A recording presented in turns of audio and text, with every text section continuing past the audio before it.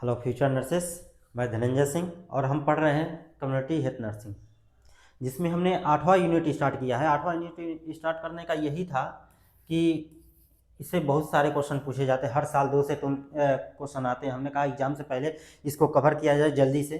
तो आज हम उसी यूनिट का नेक्स्ट लेक्चर हम स्टार्ट करेंगे। आज हम पढ़ेंगे concept of disease and transmission. क्या क्या टॉपिक होने वाली है इसमें देखते हैं। तो हमारा है टॉपिक हमारा होने वाला है क्या, source of reservoir, human reservoir, animal reservoir, non living thing and mode of transmission, direct indirect. आपका इतने टॉपिक हम इसमें कवर करेंगे। ठीक, तो शुरू करते हैं बिना देरी किए हुए। इंट्रोडक्शन, होता क्या है। ठीक, तो मेन हमारे ये 3 चीजें हैं। Communicable disease is the transmitted from the source of infection to the susceptible host, यानी कि उस होस्ट के बारे में बात कर रहा है। पहले इसको हम क्लियर कर देते हैं, होता क्या है। ये एक ऐसा पर्सन, ये पर्सन, अगर हम एक पर्सन की बात करते हैं, ठीक, जिसकी इम्यूनिटी इतनी कमजोर हो, ठीक, और वो रेजिस्टेंट, अगर हम बात करें रेजिस्टेंट की बात करें, यानी कि रेजिस्टेंट वो हो किसी भी एजेंट के प्रति, एजेंट के, बैक्टीरिया के, वायरस के प्रति वो इतना मतलब रेजिस्टेंट हो तो उसकी बीमारी जल्दी से जल्दी बहुत ही कम इंक्यूबेशन पीरियड में लक्षण उसको जल्दी उसमें दिखने लगते हैं। तो वही बात कर रहा है, ऐसा होस्ट जिसकी प्रतिरोधक क्षमता कम हो। सिंपल सी बात, हमें ऐसा होस्ट जिसकी प्रतिरोधक क्षमता कमजोर हो, बहुत ही संवेदनशील हो। सिंपल सी कहें, बहुत ही संवेदनशील हो, जिसमें आसानी से साइन सिम्टम दिख जाए, बहुत जल्दी बीमार पड़ जाए, ऐसे होस्ट को हम सस्टेनेबल होस्ट कहते हैं। ठीक, अब क्या होता है इसमें, हम 2 चीजें इसमें दिया हुआ है, क्या, सोर्स एंड रिजर्वायर। होता क्या है, बहुत जगह देखें सोर्स और रिजर्वायर एक तरीके से एक ही कहा जाता है। ठीक, सोर्स एंड रिजर्वायर।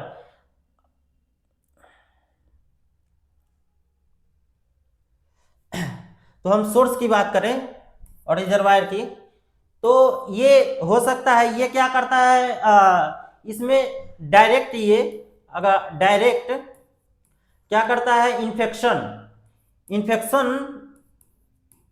फैला सकता है। ठीक, और ये सोर्स होता है ले जाने के लिए, कैरी करने के लिए डायरेक्ट। मतलब दूसरी चीज ये इसमें बहुत ये सकता है कि वो रह सकता है, ठीक, रह सकता है, ग्रो करता है, ठीक है, ग्रो करता है, बहुत ज्यादा नहीं करता है, मल्टीप्लाई नहीं करेगा, रिप्रोड्यूस नहीं करेगा, एक नॉर्मल, ये मतलब नेचुरल इसका कुछ हैबिटेट नहीं रहेगा, इसका नेचुरल अगर बात करें हैबिटेट तो नहीं रहेगा।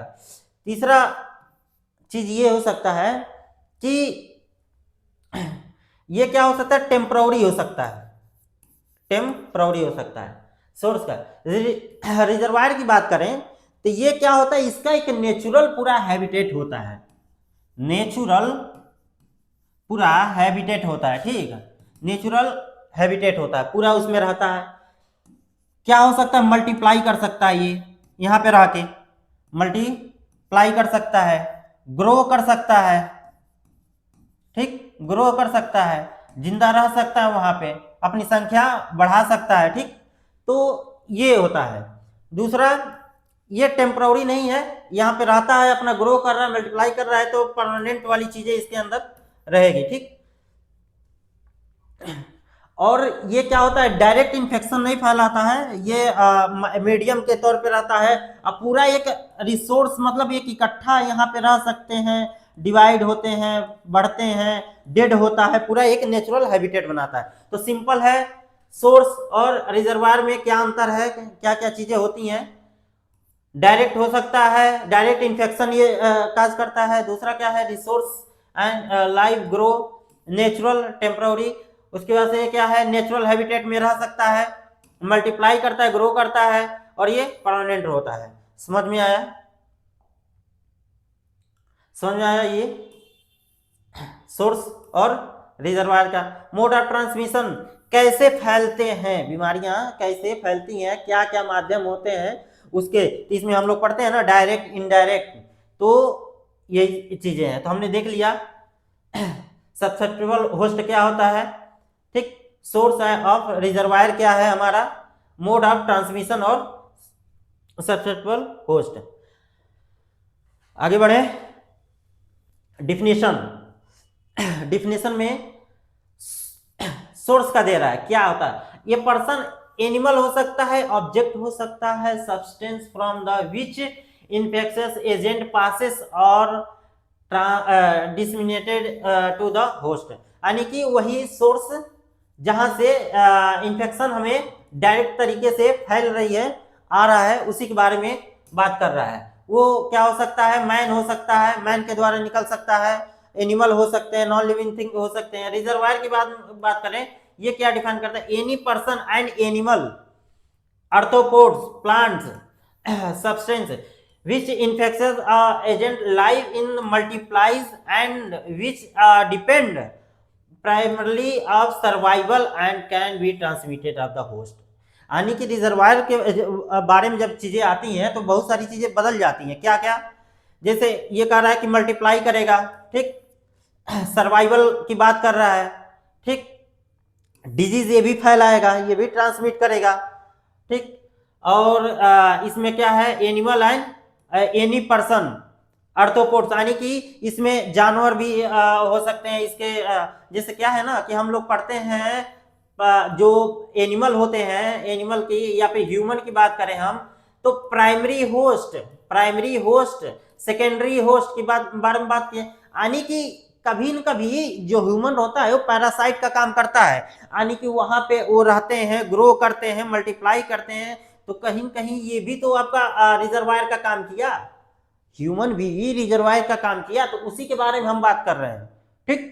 और कहीं कहीं यही ह्यूमन आपका सोर्स का भी काम कर रहा है, ये भी फैलाने का काम कर रहा है, तो ये दोनों वर्क करता है। आगे हम एग्जांपल में देखेंगे क्या एकदम क्लियर करके कि कैसे होती है, तो क्लियर रहा कि सोर्स और रिजर्वायर क्या होता है, ये इसमें मल्टीप्लाई करते हैं, ये परमानेंट है, ये कि नेचुरल हैबिटेट बनाता है जहाँ पे वो ग्रो करते हैं और सरवाइव करते हैं। सोर्स का क्या है, ये डायरेक्ट इन्फेक्शन फैलाता है, एक पर्सन से दूसरे पर्सन में इन्फेक्शन फैलाता है, बहुत शॉर्ट टर्म के लिए कहीं रुकता है, और वो नॉर्मली ग्रो करेगा, लाइव कर मतलब मल्टीप्लाई नहीं करेगा, और टेम्पररी उसके सोर्सेस वायरस बैक्टीरिया होते हैं।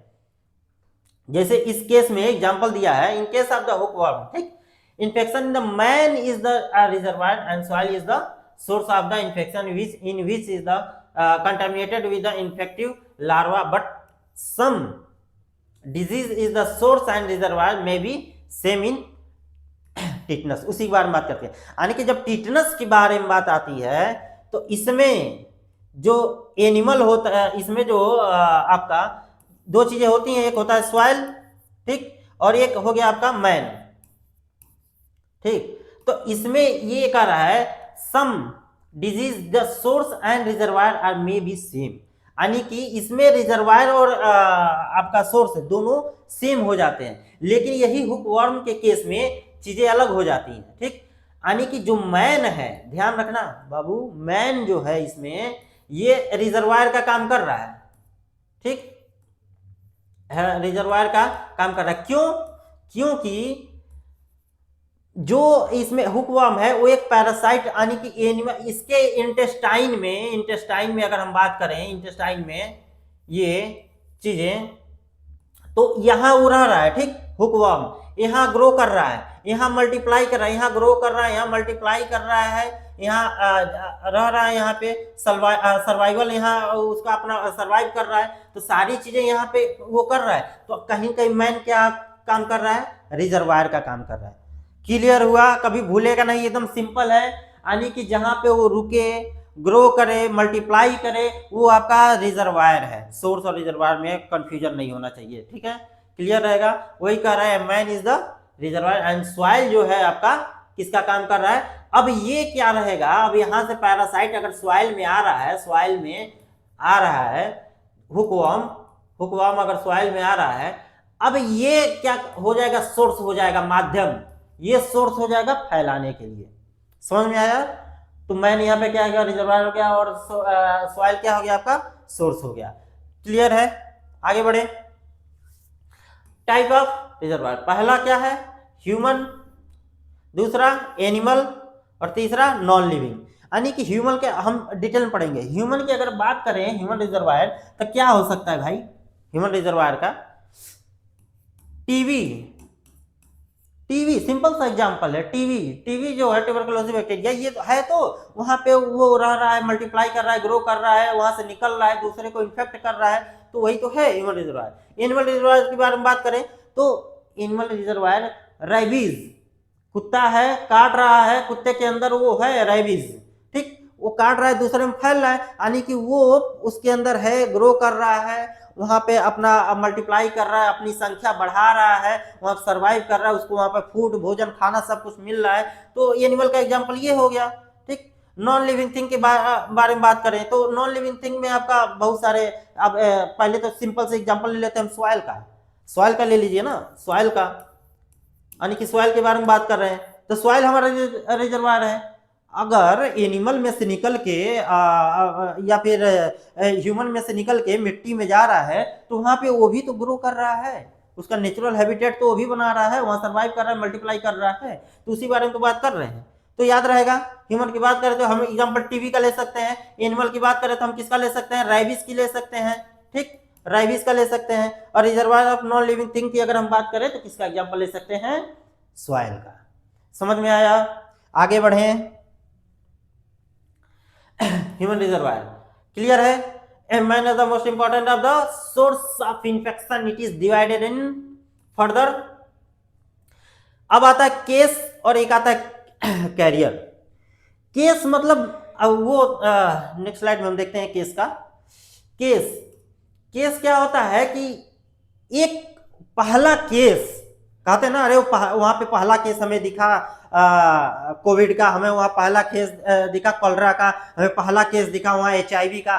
तो वही है आपका प्राइमरीली सोर्स क्या है दिखने का, यानी कि a case person found have the infected and suffering with the particular disease, healthy disorder और कंडीशन, ठीक, may be clinical, sub clinical and latent case performing the role of the accordingly. यानी कि ये बात कर रहा है क्लिनिकल की, तो सिंपल सा हम समझेंगे, ठीक। क्लिनिकल का मतलब ये हो गया, यानी कि इसमें साइन सिम्टम जो है, ठीक, साइन सिम्टम की बात करें, साइन एंड सिम्टम इसमें दिखेगा, ठीक बाबू, इसमें इसका लक्षण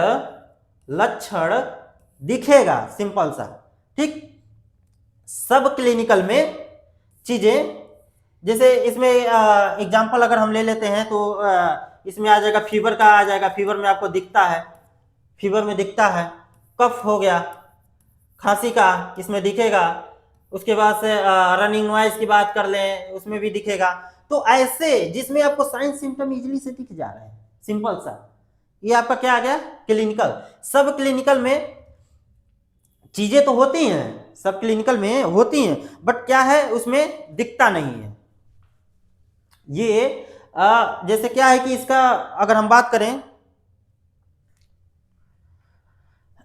इसमें कोई साइन सिम्टम, अगर साइन सिम्टम की बात करें तो सिंपल सा, इसमें नो साइन एंड सिम्टम, ठीक, साइन सिम्टम दिख रहे हैं, लेकिन क्या ये बीमार नहीं है? बीमार है भैया, इसमें है, इसमें वायरस की बात करें, बैक्टीरिया की बात करें ना, तो इसमें है, बीमार है ये, लेकिन आपको साइन सिम्टम दिख नहीं रहा, तो यानी कि ये भी बीमारी फैला सकता है, ठीक। वैसे लेटेंट केस की बात करें हम, इसमें क्या होता है कि लेटेंट केस में इसमें वायरस तो है, बैक्टीरिया तो है, लेकिन क्या ये एक्टिव नहीं है? ध्यान रखना, बस इतनी सी बात है, ये एक्टिव नहीं है, एब्सेंट है, यानी कि लेटेंट में है। अब ये क्या किस में आता है? जैसे टीबी की बात करें हम, टीबी का, टीबी के वायरस बैक्टीरिया तो है उसके अंदर, लेकिन वो एक्टिव नहीं है, ठीक, वो अपना साइन सिम्टम दिखाई नहीं रहा है। अगर हम चेक करें तो निकल जाएगा कि हाँ चलो ठीक है ट्यूबरकुलोसिस का आ गया। तमाम हॉस्पिटल में जब हम जाते हैं तो हॉस्पिटल का एक्वायर्ड इन्फेक्शन होते हैं, बहुत चारों तरफ चीज, लेकिन क्या है कि आपके अंदर है, उसका साइन सिम्टम कुछ दिख नहीं रहा है, कोई बीमारी आपको नहीं रहा, आप हेल्दी हैं, तो वही चीज है। तो इसमें तो अब साइन सिम्टम दिख नहीं रहा है, ये इनएक्टिव फॉर्म है, लेकिन क्या ये डिजीज ट्रांसमिट नहीं कर रहा है, फैला नहीं सकता है? फैला सकता है। तो समझ में आया। अगर क्लिनिकल की हम बात करें तो इसमें साइन सिम्टम इजिली दिख जाते हैं, साइन सिम्टम इजिली दिख जाते हैं, जैसे फीवर हो गया, कफ हो गया, सब क्लिनिकल में इसमें साइन सिम्टम नहीं दिखते हैं, लेकिन क्या इसमें वायरस बैक्टीरिया होते हैं, लक्षण साइन सिम्टम नहीं दिख रहे, लेकिन क्या बीमारी फैला सकते हैं? एकदम फैला सकते हैं। इसमें कोई जैसे एग्जांपल हम ले सकते हैं इसमें हेपेटाइटिस बी का, हेपेटाइटिस ए, हेपेटाइटिस बी का हम एग्जांपल ले सकते हैं। उसके अंदर तो है, ठीक, लेकिन उसका कोई साइन सिम्टम नहीं दिख रहा है। इसमें क्या है, साइन सिम्टम नहीं देखें, जो इसमें वायरस बैक्टीरिया जो भी होते हैं, इसमें एजेंट जो होते हैं वो एक्टिव नहीं होते हैं। ध्यान रहा, इसमें एक्टिव नहीं रहेंगे, इसमें साइन सिम्टम दिख जाएगा। इसमें क्या होगा, नो साइन सिम्टम नहीं दिखेंगे, लेकिन प्रेजेंट होते हैं। जैसे हेपेटाइटिस का एग्जांपल हम ले लिए, समझ आया। क्लिनिकल, सब क्लिनिकल और लेटेंट की बात हो गया, ठीक। टाइप ऑफ केस यही है, type of case.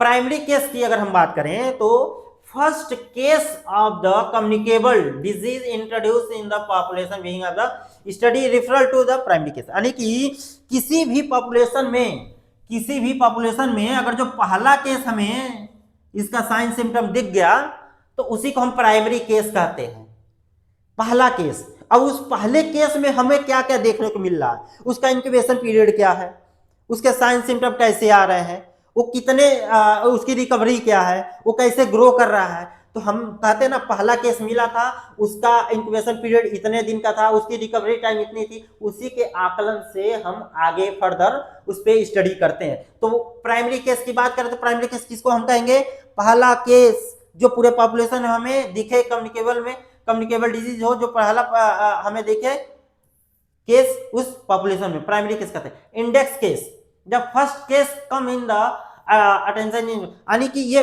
Index case का सिंपल सी ये बात है। पहला केस तो हमें ऐसे दिख लिया। अब जब रिसर्चर अगर है, ठीक, या जो करने जाते हैं, जो आपका इन्वेस्टिगेशन करने जाते हैं, इन्वेस्टिगेशन करने जो जाते हैं, ठीक, अगर उन्हें ये केस दिख रहा है, ध्यान देना, अगर उन्हें केस दिख रहा है तो उसे हम क्या कहते हैं, इंडेक्स केस कहते हैं। उनके ध्यान में अगर आ रहा है, ठीक, जो इन्वेस्टिगेशन करने जाते हैं, जो इन्वेस्टिगेटर जो होते हैं, उनके अगर ध्यान में केस दिख रहा है, उसे हम इंडेक्स केस कहते हैं। सिंपल सा, क्लियर है। सेकेंडरी केस किसे कहते हैं?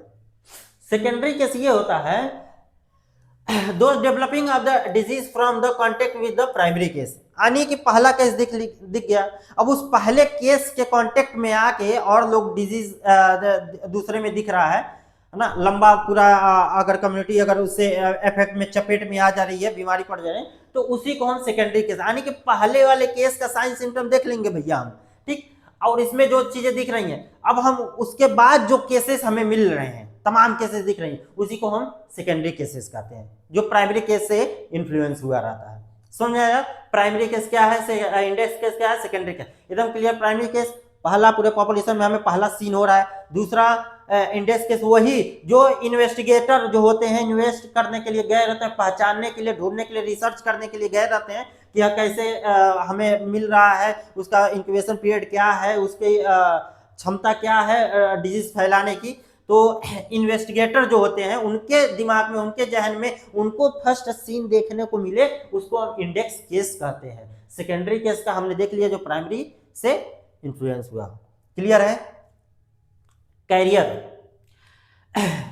कैरियर की बात करें हम तो carrier is categorized as based on the placement and relation with the natural history of disease duration, state of the carries of the portal of exist through the discharge. यानी कि मेन कैरियर का मतलब ये हुआ कि जो आपका agent है, ठीक। और जो सोर्स है आपका, जो डिजीज काज कर रहा है, फैला रहा है, तो उस एजेंट की, अगर एजेंट की हम बात करें कि उस एजेंट की हम कहते हैं ना इंक्यूबेशन पीरियड क्या है, इंक्यूबेशन पीरियड की अगर हम बात करें, ठीक, उसके टाइम की बात करें, हम उसका हैबिटेट की बात करें, किस हैबिटेट में रह रहा है उसके हैबिटेट की बात करें, ठीक, हैबिटेट हो गया उसका, उसका पोर्टल एग्जिट की बात करें, हम उसके पोर्टल एग्जिट की बात करें, उसका ड्यूरेशन हो गया, इंक्यूबेशन ड्यूरेशन की, उसकी ड्यूरेशन की बात करें, यानी कि कैरियर वो हो गया कि उसका ड्यूरेशन क्या है भैया, लॉन्ग टर्म का है, लॉन्ग टर्म वाला है, या फिर शॉर्ट टर्म का है, ध्यान देना, शॉर्ट टर्म है उसका ड्यूरेशन, ठीक।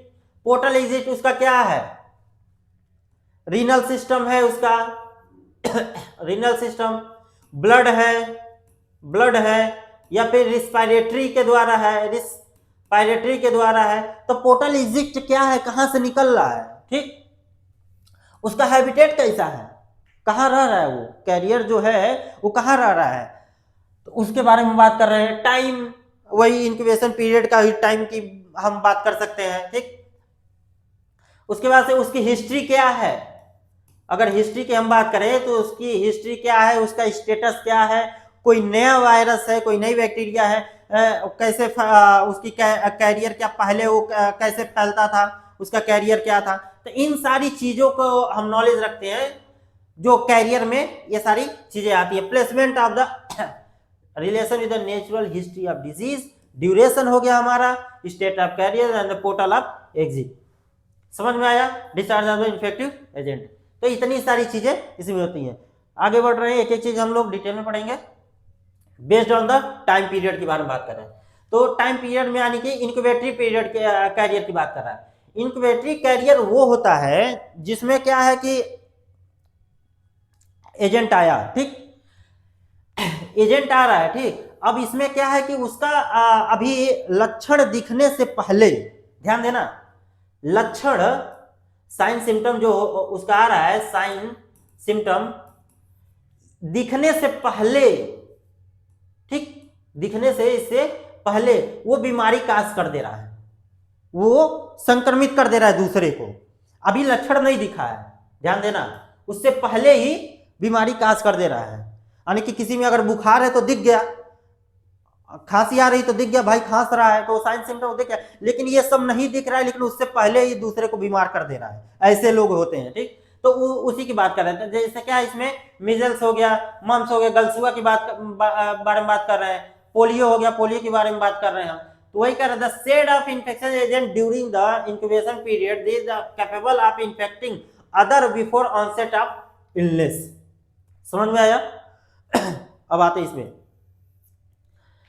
ये क्या कर रहा है, इसमें continuous the shed of disease agent during the period of convalescent, ठीक, इसमें क्या होता है, typhoid, cholera, diphtheria, whooping cough, यानी कि ये एक्चुअल में ये होता क्या है, जब डिजीज इसमें रिकवरी अगर हो रही है, वो सही हो गया है, ठीक, उसके बाद भी ये क्या होता है, दूसरे को इन्फेक्ट करने का पूरी ताकत रखते हैं, ठीक, दूसरे को अगर वो सही हो रहा है, उसकी रिकवरी हो रही है, उसके बाद भी ये इन्फेक्ट करने का पूरी ताकत रखते हैं, जैसे टाइफाइड हो गया, कॉलरा हो गया, डिप्थीरिया हो गया, और हुपिंग हो गया, हुपिंग कफ हो गया।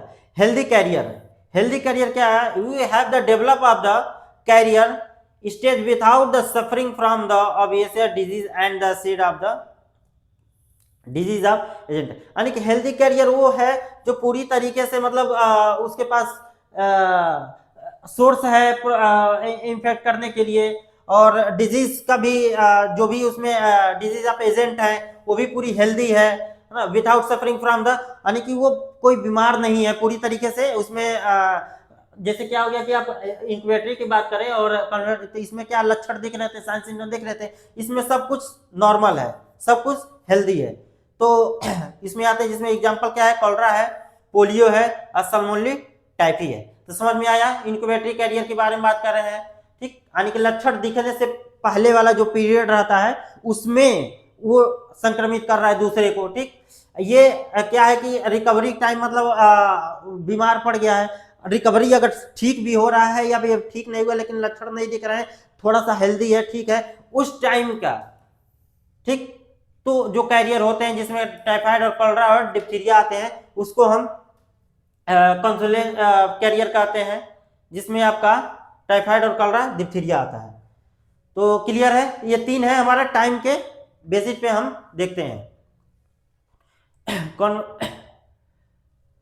डिपेंडिंग अपॉन द ड्यूरेशन, इसमें क्या आता है, temporary carrier and chronic carrier. Temporary carrier में क्या था, they are consider the temporary because they can be shed infectious agent only for the short period. तो सिंपल सी है, इसमें टेम्पोररी शॉर्ट पीरियड के लिए कैरियर होते हैं, इन्फेक्शन फैलाते हैं। दूसरा है क्रॉनिक कैरियर। तो chronic carrier is the one who excreted infection agent from the indefinite period of the hepatitis B and malaria। यानी कि ये क्रॉनिक कैरियर, इसमें हेपेटाइटिस बी का एग्जांपल हमने पहले भी देखा है, मलेरिया का पहले, ये लंबे टाइम से बीमारी फैलाते भी हैं, रहते भी हैं, ठीक। तो उसके बारे में बात करें, chronic carrier infection agent of the indefinite period, इसका भी कोई भी ऐसा नहीं रहता कि हाँ इस समय लॉन्ग टर्म के लिए है, शॉर्ट टर्म के लिए है, टेम्पररी है, जल्दी से खत्म हो जाएगा, नहीं, इसका कोई भी एक डिफिनिट टाइम नहीं होता है, डिफिनिट टाइम पीरियड नहीं होता है क्रॉनिक कैरियर के बारे में। Depending upon the portal of exit, हमने पोर्टल ऑफ एग्जिट की बात किया, कहां से वो निकलेंगे, ध्यान देना, कहां से निकलेंगे, जिसमें क्या है, यूरिनरी कैरियर, यानी कि infection agent of the urine, urine के रास्ते आ सकते हैं। Intestinal carrier agent shed of the through bone, और respiratory infection of the agent of the shed through the respiratory tract के रास्ते, यानी कि ये माध्यम, ये रास्ते हैं जहां से निकल सकते हैं। अदर वे ऑफ द, इसमें आपका एजेंट ऑफ जिसमें स्किन हो गया, वुंड हो गया, ब्लड आ सकता है, ब्लड आ सकता है। तो ये हमारा क्या था, पोर्टल ऑफ एग्जिट था, जिसमें क्या क्या था, यूरिनरी था और इंटेस्टाइनल था, रिस्पिरेटरी था आपका, अदर में आपका क्या आ जाता था, skin, noise of skin and wound. Animal reservoir, हमने बात किया एनिमल रिजर्वायर में शुरू में ही क्या था हमारा, रेबीज, याद रखना। दूसरा इन्फ्लुएंजा, एंड के disease and infection are the transmitted to man through the animal and bird, यानी कि इसमें हम बात करें तो हमने एग्जांपल लिया था किसका, रेबीज का, यानी कि वो रिजर्वायर जिसमें जो रेबीज हो गया या इन्फ्लुएंजा, जो भी वायरस बैक्टीरिया होते हैं वहां पे रह रहे हैं, ग्रो कर रहे हैं, मल्टीप्लाई कर रहे हैं, और दूसरे पे अगर मैन को, दूसरे जानवर को या फिर मैन को अगर काटते हैं, ह्यूमन को, तो उसमें वो ट्रांसमिट हो जाते हैं। तो ट्रांसमिशन हमने देख लिया और उनका हैबिटेट देख लिया रहने का। Reservoir non living thing, non living thing में हमने क्या देखा था, सॉइल देखा था, और इन एमनेट मैटर देखा था, can be act as the reservoir of the infectious, जिसमें एग्जांपल था सॉइल में have the agent that cause, जिसमें टीटनस हो गया, एंथ्रेक्स हो गया एंड हुकवर्म, यानी कि सॉइल में ही तो हमने एग्जांपल देखा था, सॉइल में ही तो देखा था टीटनस का तुम्हारा था, जो टीटनस में क्या आ जाता था, टीटनस ही तुम्हारा सोर्स भी था और क्या था, टीटनस में और रिजर्वायर दोनों का काम कर रहा था। लेकिन यही जब हम हुकवर्म का बात किए थे तो इसमें मैन जो था, यानी कि आदमी जो था, ये रिजर्वायर का काम कर रहा था, ध्यान देना, और जो इसी का सॉइल जो था, सॉइल ये सोर्स का काम कर रहा था, ठीक। तो हो गया ना, रिजर्वायर आपका मैन हो गया और इसका सॉइल क्या हो गया, इसका सोर्स हो गया। तो नॉन लिविंग थिंग में आ गया चीजें, मिट्टी क्या है, नॉन लिविंग थिंग है।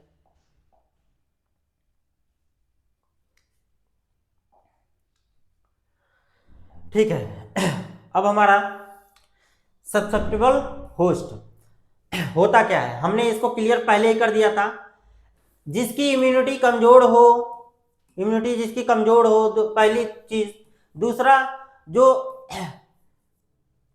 रेजिस्टेंट हो, जो रेजिस्टेंट हो गया हो, जिसमें इजीली से कोई भी एजेंट डिजीज काज कर सकते हैं, बहुत ही संवेदनशील होता है, इसका हिंदी ही होता है, संवेदनशील होता है ये, ठीक। जिसमें बहुत आसानी से बहुत हाई रिस्क चांस हो डिजीज होने का, बीमार होने का बहुत ही हाई रिस्क चांस हो।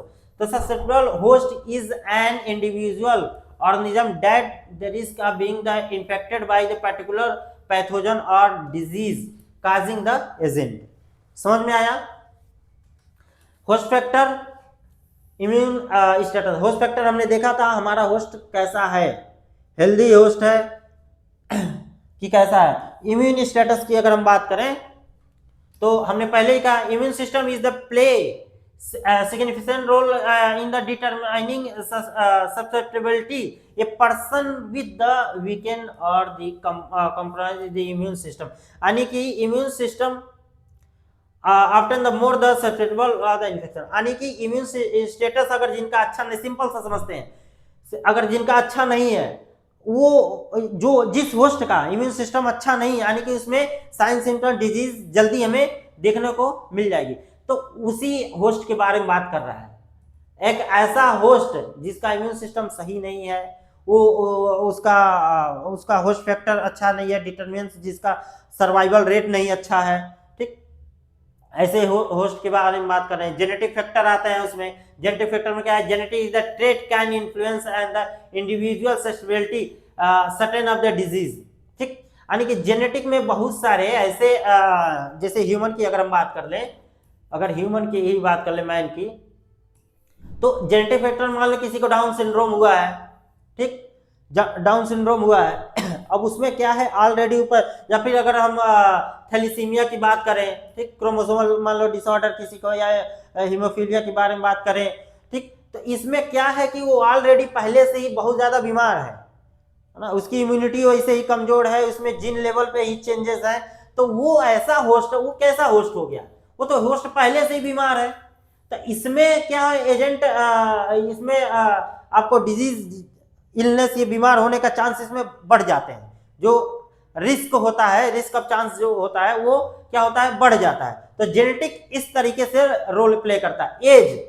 एज के बारे में हम अगर हम बात करें तो जो इन्फेंट बच्चे होते हैं उनकी इम्यूनिटी कमजोर होती है, तो जब उनकी इम्यूनिटी कमजोर है तो उसमें क्या होगा कि उसमें आसानी से बहुत इजीली कोई भी एजेंट उसमें डिजीज कॉज कर सकता है, ठीक, वो बीमार पड़ सकते हैं।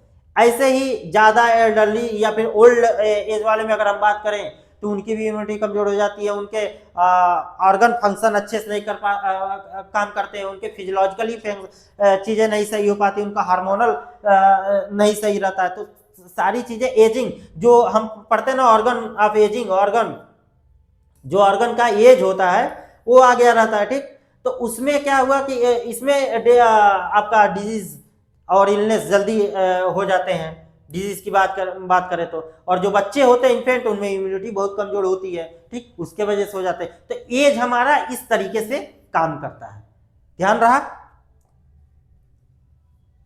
कर रहा है इंटरेक्शन विद द एजेंट, ठीक, तो जब हमने ट्रायड हमने पढ़ा था, ध्यान देना, हमने जब ट्रायड पढ़ा था तो इसमें होस्ट, एजेंट और इन्वायरमेंट जब आया था, तो होस्ट में जब हम मैन ले रहे थे, हम मैन ले रहे थे,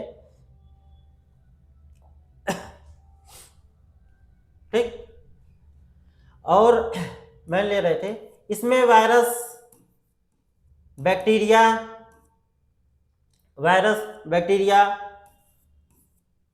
और इसमें हम क्या ले रहे थे? एयर ले रहे थे, वाटर ले रहे थे। अब इन्हीं का जो इंटरेक्शन है, यानी कि इसमें हमारा एजेंट कैसा है, हमारा होस्ट कैसा है, हमारा सस्टेनेबल होस्ट है, यानी कि इस होस्ट की इम्यूनिटी सही है कि नहीं है, ठीक, अगर ये सही नहीं है तो ये हमारा डिजीज आसानी से उसमें डिजीज हो जाएंगे, हाँ, इलनेस करेक्टर जल्दी दिखेगा, यानी कि डिजीज का जल्दी हो जाएगा। अगर हमारा एयर अच्छा नहीं है, हाँ, बैड है, ये वाटर हमारा अच्छा नहीं है, ठीक, कहीं कहीं पॉल्यूटेड वाटर है या पॉल्यूटेड एयर है, तो ये भी हमारा क्या हो सकता है? कारण हो सकता है मैन को बीमार करने में। तो ये एक इंटरेक्शन है, दो सबका एक डायनेमिक इंटरेक्शन बनाता है एक दूसरे में, ध्यान देना, एक दूसरे में डायनेमिक इंटरेक्शन बनाता है। वही क्या? Interaction between the host and infectious agent, यानी कि जो एजेंट है ये कैसा है एजेंट है, ठीक, इन्फेक्शियस एजेंट है, इसका होस्ट के साथ क्या रिलेशन है, डायनेमिक रिलेशन की बारे में बात कर रहा है। ध्यान में आया। Ability of the host of resist, ठीक, in the infection of the depend of the factor such as a pathogen as the specific immune response of the mounted of the host, यानी कि ये वायरुलेशन का मतलब ये हुआ, वायरुलेशन में ये होता है कि कोई अगर जो होस्ट है, एजेंट है, कोई एजेंट है, उसकी क्षमता कितनी है बीमार करने की, ध्यान देना, उसकी क्षमता कितनी है सरवाइव करने की, उसकी क्षमता कितनी है रेजिस्टेंट होने की, ठीक, यानी कि वो कितना लिमिट तक रोक सकता है उसको किल करने के लिए अगर कोई जाए, या फिर वो किसी में डिजीज फैलाने के लिए जाए तो उसके अंदर कितनी क्षमता है कि वो डिजीज फैला सकता है, दूसरे में डिजीज कर सकता है, उसके बारे में बात करें। आपका इम्यून रिस्पॉन्स कैसा है, आपका इम्यून रिस्पॉन्स कैसा है, कहीं कॉम्प्रोमाइज तो नहीं है, कहीं रेजिस्टेंट तो नहीं हो गया है इम्यून आपका, कि उस एजेंट के प्रति काम नहीं कर रहा है, उस एजेंट के प्रति अपना इम्यून सिस्टम काम नहीं अच्छे से कर पा रहा है, उसके बारे में हम बात कर रहे हैं। कितनी हमारी कितनी उस एजेंट की क्षमता है डिजीज फैलाने की, ठीक, इन्फेक्शन फैलाने की, उसके बारे में बात कर रहा है। इन्वायरमेंट की अगर हम बात करें तो external environment can be influence the susceptibility host factor, जैसे सच क्या है, living condition as access of the healthy sanitation of practice, impact of the livelihood of the exposure of the infectious agent, यानी कि वही environment की अगर हम बात करें तो अगर जो पॉल्यूटेड एयर है या फिर पॉल्यूटेड वाटर है, तो हमारा जो एक्सटर्नल इन्वायरमेंट है अच्छा नहीं है, ठीक, तो उसके वजह से जो हमारा होस्ट है, ठीक, होस्ट उसके बारे में, यानी कि उस पे इफेक्ट हमारा डाल रहा है, वो एक फैक्टर, वो कारण बन रहा है उस होस्ट का, सस्पेक्टेबिलिटी ऑफ होस्ट कारण बन रहा है। तो यानी कि हमें पॉल्यूटेड वाटर, पॉल्यूटेड यानी कि हमारे एक्सटर्नल इन्वायरमेंट के बारे में बात कर रहे हैं, अगर ये अच्छा नहीं है फिर भी हमें हमारा जो होस्ट है बीमार पड़ सकता है। तो यही आपका रिलेशन एक डायनेमिक रिलेशन बनाता है, ठीक, होस्ट में, एजेंट में और इन्वायरमेंट में कैसे इन्फेक्शियस एजेंट रहता है, कैसे रिलेशन एक बना सकता है। तो इन्वायरमेंट में हमने देख लिया क्या रिलेशन बनेगा, होस्ट में हमने देख लिया और एजेंट में रिलेशन देख लिया, ठीक।